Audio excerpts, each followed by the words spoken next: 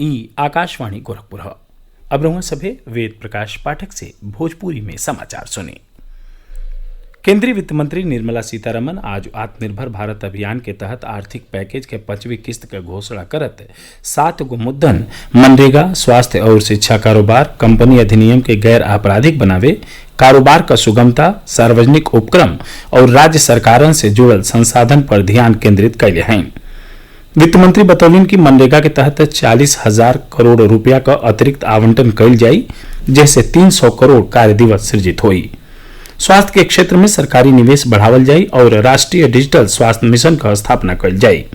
वहां के सज्जो जिलन में संक्रामक रोगन बदे समर्पित अस्पताल ब्लॉक बनौले का घोषणा कैलीन। वित्त मंत्री स्कूली शिक्षा खातिर स्वयं प्रभा कार्यक्रम के तहत डीटीएच पर 12 गो नया चैनल शुरू कैले और पीएम ई विद्या कार्यक्रम शुरू कैलहु का घोषणा कैलीन। श्रीमती निर्मला सीतारमन कहलिन कि सतही देश के 100 अग्रणी विश्वविद्यालयन के ऑनलाइन पाठ्यक्रम शुरू कैलहु का अनुमति दे दिया गयल हो। कारोबार जगत में कई गई नवाचार के जानकारी देत वित्त मंत्री बतौलिन कि ईज ऑफ डूइंग बिजनेस खातिर कानून ले आके एमएसएमई के परिभाषा में बदलाव कैल जाई। कारोबार में छोटहन तकनीकी चूक के आपराधिक कृत्य ना ही मानल जाई। वहां के बतौलन कि केंद्र सरकार कोविड-19 संकट से निपटे खातिर राज्य सरकारन के अबले 4,113 करोड़ रुपया जारी कर दिले हो। मुख्यमंत्री योगी आदित्यनाथ केंद्रीय वित्त मंत्री निर्मला सीतारमन की ओर से आत्मनिर्भर भारत अभियान के तहत कैल गई घोषणा का स्वागत कैले हमें। वहां के कहनी कि यह उपाय से स्वदेशी के जरिए स्वावलंबन और आत्मनिर्भरता का राह प्रशस्त हुई। प्रदेश सरकार लॉकडाउन के नाते और राज्यन में फसल प्रवासी श्रमिकन के सुरक्षित वापिस ले आवे खातिर श्रमिक विशेष रेलगाड़ी चला रहा हो। अबले 450 रेलगाड़ी श्रमिकन के लेके प्रदेश में पहुंच चुकल हैं। ये रेलगाड़ियन से 5,64,000 प्रवासी कामगार और श्रमिकन के राज्य में वापिस ले आवल गये हो।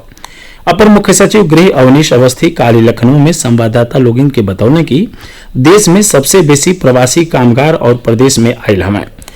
वहां के बतौनी की गुजरात से सबसे बेसी 223 रेलगाड़ी प्रदेश पहुंचल हैं। इनमें से 3 लाख प्रवासी श्रमिकन के ले आवल गयल हो। एक बाद महाराष्ट्र से 97 रेलगाड़ियन से 1,20,000 कामगारन, पंजाब से 78 रेलगाड़ियन से 90,000 लोगन के राज्य में वापिस ले आवल गयल हो। यह रेलगाड़ियन से आवे वाले श्रमिकन के किराया का भुगतान सरकार कर रहल हवे। प्रदेश में सार्वजनिक जगह पर फेस कवर चाहे मास्क पहिरल अनिवार्य हो। ऐसा न करे वालन से अब जुर्माना वसूलल जाई। अगर कोनो आदमी सार्वजनिक जगह पर बिना फेस कवर चाहे मास्क को पकड़ल जाता तो पहली और दूसरी बेर ऊपर 100 रुपया का जुर्माना लगी। एक बाद पकड़ल गये पर हर बेर ओके 500 रुपया का अर्थदंड देवे के हुई। दुपहिया वाहन पर खाली एक आदमी के चलले के अनुमति हो। एक से बेसी मनई होखले पर पहला बेर 250 रुपया, दूसरका बेर 500 रुपया और तीसरका बेर आ ओकरे बाद 1,000 रुपया का अर्थदंड लगावल जाई। आकाशवाणी का समाचार सेवा प्रभाग विशेषज्ञन के सलाह श्रृंखला में कोविड-19 के बारे में सीनियर चिकित्सकन की राय से अवगत करा रहा हो। आकाशवाणी समाचार से बातचीत में सीनियर चिकित्सक डॉक्टर मधुर यादव कहना कि नागरिकन के साफ सफाई के बुनियादी नियम और सुरक्षित दूरी बनावे रखले के निर्देश के पालन करे के चाहिए। सबसे बड़ी बात तो ये है कि आप जब भी बाहर निकले मास्क लगा के निकले। दूसरी बात, जहां तक हो सके कम सरफेसेस को छुएं। तीसरी बात यह है कि आप सोशल डिस्टेंसिंग मेंटेन करें। और चौथी बात यह है कि जो कोई भी आदमी खांसता है या छींकता है आप उससे हमेशा अपने आप को दूर रखें। मशहूर फिल्म अभिनेता अमिताभ बच्चन लोगन से कोरोना से मिल के मुकाबला कैले के अपील कैले हमें। वहां के कहनी कि कोरोना संक्रमण के फैलने से रोके खातिर हर केहू के सावधानी बरते के चाहिए और सरकार के दिशा निर्देश को पालन करे के चाहिए।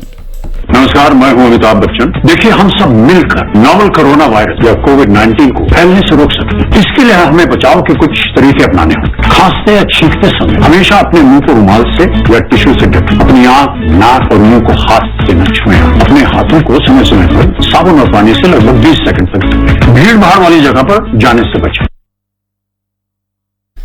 देश के कई गो राज्यन में आत्मनिर्भर भारत पैकेज के तहत प्रवासियन खातिर अनाज वितरण का काम शुरू हो चुकल बा।